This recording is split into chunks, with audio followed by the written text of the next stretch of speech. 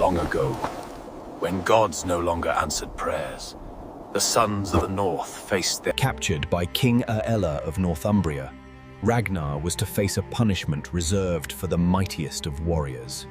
Word spread across the north, their king had fallen. Yet even in chains, Ragnar's legend grew louder than fear. In the courtyard of York, the ritual began. The Blood Eagle tomb. As steel met flesh, no cry escaped Ragnar's lips. As the fire dimmed in York, the north trembled. The sons of Ragnar heard the whisper of vengeance carried by the sea wind. Bjorn spoke no word. The north did not need one. Every Viking knew what must come next. Across the fjords, the clans gathered, their oaths forged. The sea answered their call, waves rising like giants, guiding the vengeance of the north. For in their hearts, Ragnar still lived. His blood now sailed with every son of the north. As winter waned, the sons of Ragnar gathered their ships, vengeance carved into their sails. The brothers swore before the gods, for every drop of Ragnar's blood, a kingdom would fall. From the north they came same, a storm of sails, carved dragons slicing through the mist. The wind carried their fury southward, toward the very land that once held their father captive. They reached the shores of England, not as raiders, but as the storm Ragnar promised would return. The winds awoke to the sound of horns. The sons of Ragnar had come. Bjorn studied the land feed, a trap set long ago. But this time, it would be the English who would bleed. Freya's warriors struck first. Shields met steel, a storm of fury and resolve. Bjorn roared rain, not in rage, but in memory of his father. The north answered with steel and fire. By sunset, the field was theirs. The ravens flew ahead of them, omen of war, and the restless spirit of Ragnar guiding the way. The sons of Ragnar moved like a tide, silent, relentless, carrying... At night they gathered by the fires. Freya dreamt of the eagle.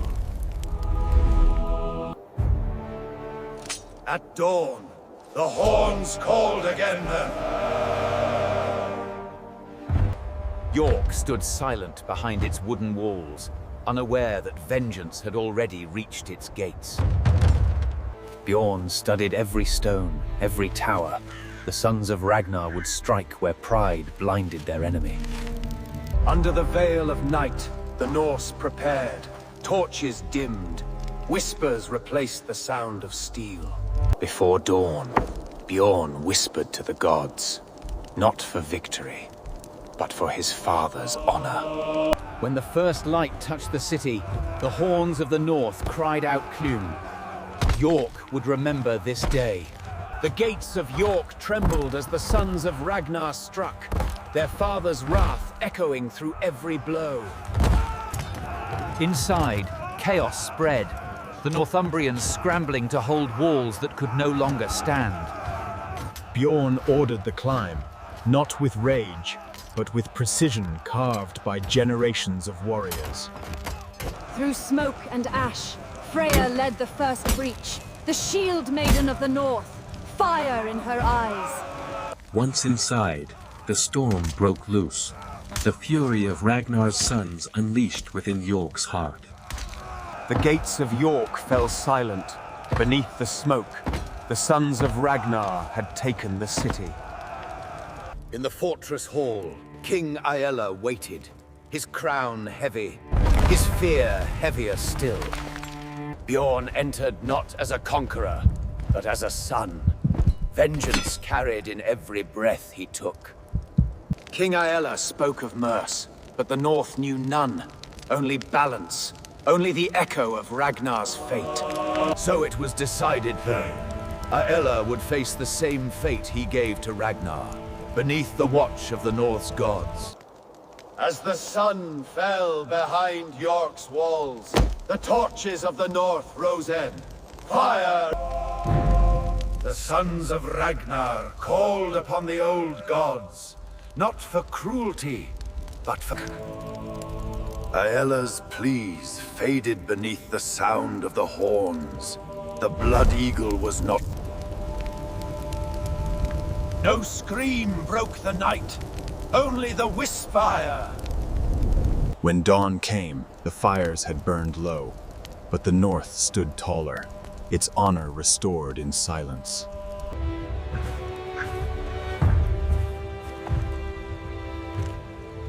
As the morning wind swept through Yul, The sons of Ragnar gathered once more, not as warriors, but as keepers of their father's name.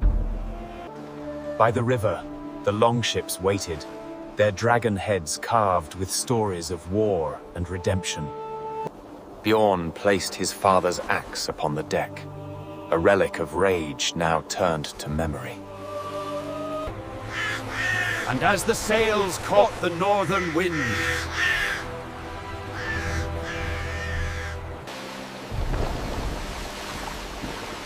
days turned to nights as the North called them home. When the mists of the North parted, their homeland appeared clean. Cold, proud, eternal.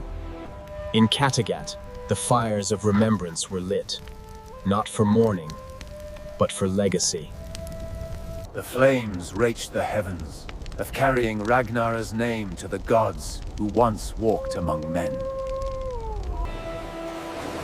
And in that silence, Bjorn understood, hey, his father's story had ended. The days after the fire were quiet, Kattegat reborn beneath the weight of a new dawn. The people gathered in the Longhouse, not to crown a king, but to honor the spirit that bound them. Bjorn spoke few words. His voice carried the calm of storms past, and the promise of new winds to come. Freya stood beside him, the shield maiden who had seen the North burn and rise again from its own ashes. Under the northern sky, Bjorn raised his father's banner on. The raven of Ragnar flew once more. The wind carried the song of the North, not of sorrow, but of strength. Freya spoke softly to the wind. Her words. Below, Kattegat stirred Vil.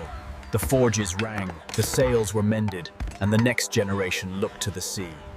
Bjorn watched the reflection, not of himself, but of his father's eyes looking back through time. For you, Father. That night, the stars burned brighter, the North remembered its king, and the gods listened once more. Thus the saga continues, as blood